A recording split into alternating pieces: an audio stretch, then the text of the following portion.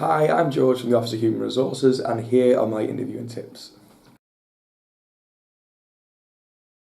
Number one would be prepare. Get a good idea of the role beforehand and do your research. Number two would be relax. It's not easy, but try to get the nerves under control. If you know you often get nervous, try to practice some responses before your interview. Number three would be think about your answers. Listen carefully to the questions and don't rush your response, and think about what you want to say and how to structure the answer. You don't want to go off on a tangent and end up not actually answer the question that's being asked. I'm looking for someone who is passionate about the role and shows an interest, someone who has an idea about what the role's about. I'm also looking for people who display our public service values and people qualities. If a candidate can give examples of times when they've displayed our values in an interview, that's just great. One of the biggest mistakes I see is a lack of preparation. If someone hasn't done any background research, it doesn't really make for a great first impression. Make sure you find out as much as you can about the job before your interview.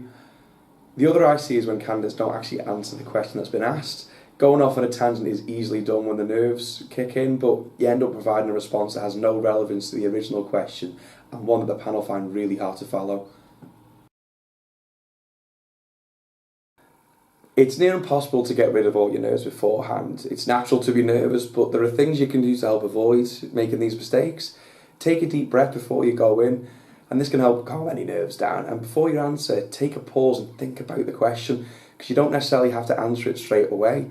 Because taking a pause doesn't mean that you fail or you're getting it wrong. It just means you're composing yourself and you won't be penalised for it.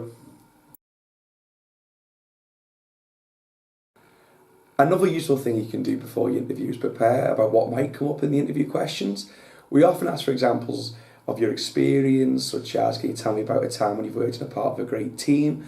So before your interview, have a think about these situations so that you can use examples in your interview.